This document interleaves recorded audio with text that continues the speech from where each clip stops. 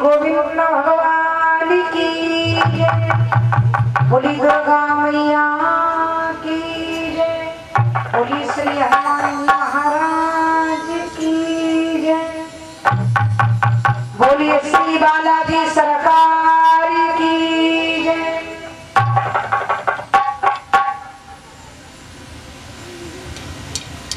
Hello, ये प्रभु के चरणों में दो शब्द बड़ा भाव सभी लोग गुनगुनाएंगे। इसके बाद भगवान की पावनमयी कथा आज हम सभी लोग बड़ा भाव के साथ, बड़ी आस्था के साथ चतुर्थ दिवस की बेला में आप पहुंचे। सभी लोग भगवान का भजन गाएंगे, बड़ा मिलजुल करके आत्मा को परमात्मा से जोड़ते हैं।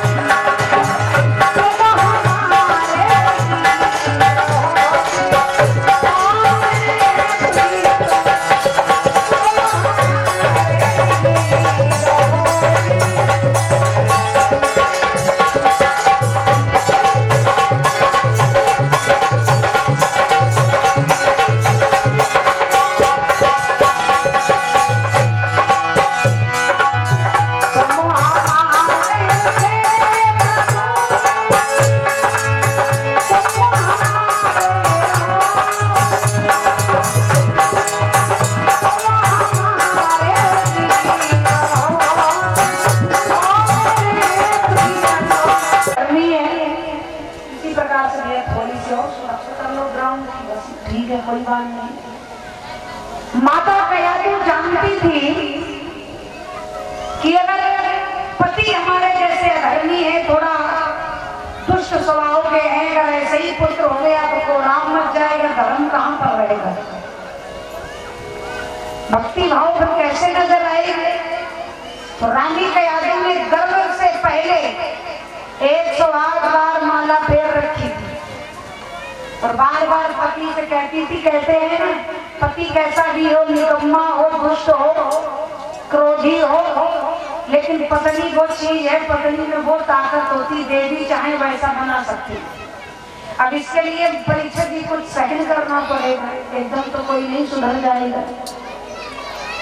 कयाधु कहती है, एक बात बताओ स्वामी, तोता अभी क्या कह रहा था? हिरण्यकश्यप को क्रोध आता था, बोले कुछ नहीं कह रहा था, क्या कह रहा था? बोले आप बताओ ना, आपके वाणी से बहुत अच्छा लगता। बोले तोता कह रहा था जय श्री राम। कयाधु फिर कुछ देर हो जाती, बोली स्वामी मैं भूल गई, अभी कुछ कह रहा था, क्या कह रहा था? बोले जय श्री राम। इस प्रकार से धीरे धीरे 108 बार माला फेर रखी थी। तभी महाराज रानी कयाधु के गर्भ से प्रहलाद जैसे पुत्र का जन्म हो गया और वो भी परम भक्त निकले। अभी आप समझ कर रहे थे कि प्रहलाद ने कितना दर्द सहन किया, कोई सहन कर सकता? उस राम के कारण प्रहलाद ने कहा, चाहे मुझे अग्नि में जलना पड़े, चाहे देशद्रोही बनकर के दुनिया को छोड़कर निकलना पड़े, कांटों पर भी चलना पड़े, फिर भी मैं राम का नाम छोड़ नहीं सकता। जहर को पिलवाया, सागर की चोटी से मारा, समुद्र में भिगवाया, काल को घड़ी में बंद करवाया, लेकिन प्रहलाद ने फिर भी राम का नाम नहीं छोड़ा। झाड़ियों में भी भिगवाया तो फूल बिछ गए, क्योंकि मारने वाला है भगवान, बचाने वाला है भगवान, और पाल न पाल सके जिसका वो रक्षक कृपा निधान। मारने वाला है भगवान, बचाने वाला है भगवान, जा पे कृपा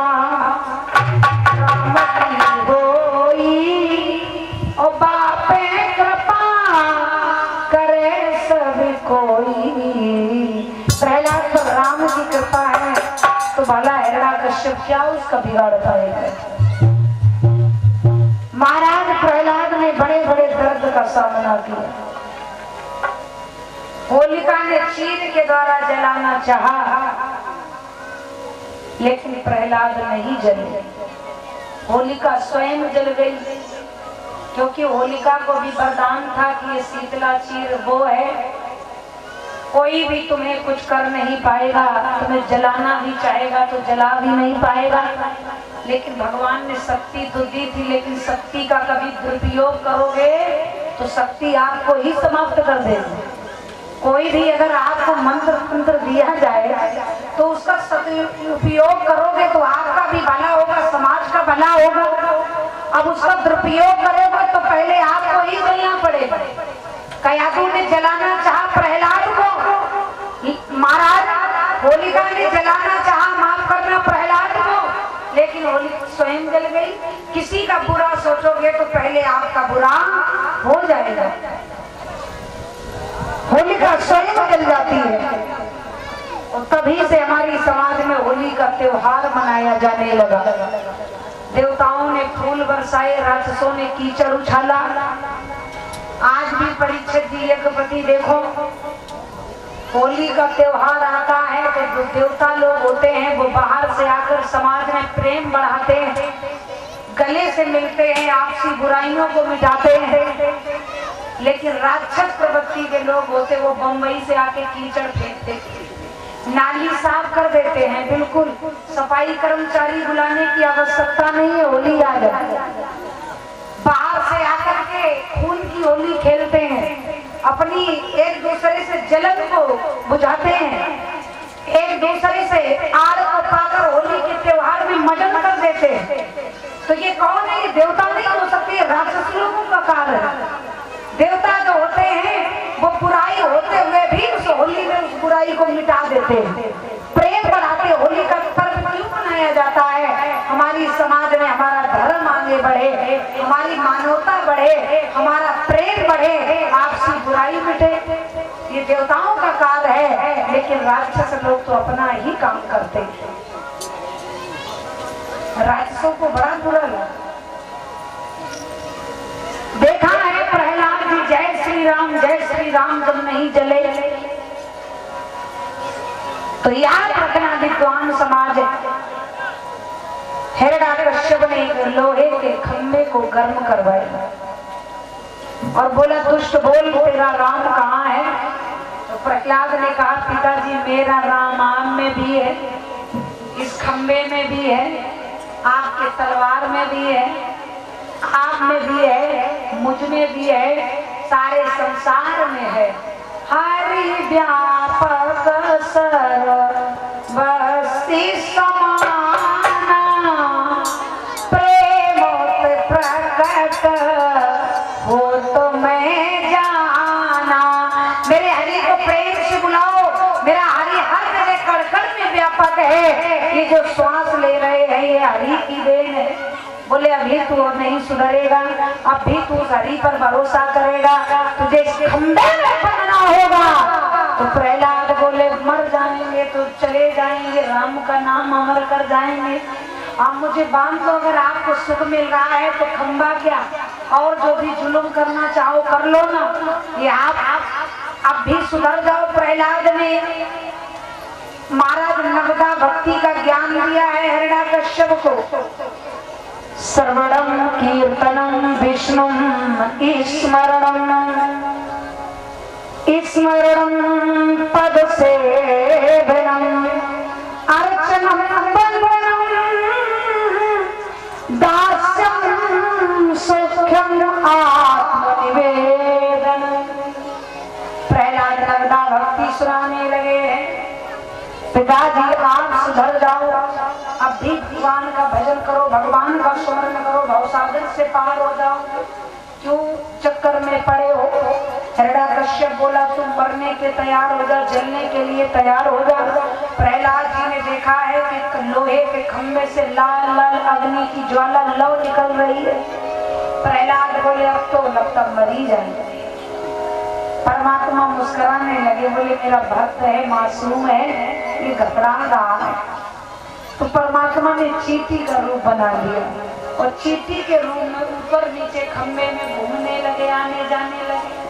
अब प्रहलाद ने देखा जब इतनी बड़ी चींटी ये नहीं जली तो भला मेरा तो इतना अट्टा कट्टा शरीर के हम ही मरेंगे, तो हमको क्या होगा? कुछ नहीं होगा। प्रहलाद जी बंधने के लिए तैयार हो गए। प्रहलाद जी उस खंभे में बंध गए, लेकिन फिर भी प्रहलाद जी का कोई बाल बांका नहीं हुआ। हिरण्यकश्यप बोला दुष्ट जल, दुष्ट मर। प्रहलाद बोले मर ही नहीं रहा हूँ, तो बताओ मैं क्या करूं?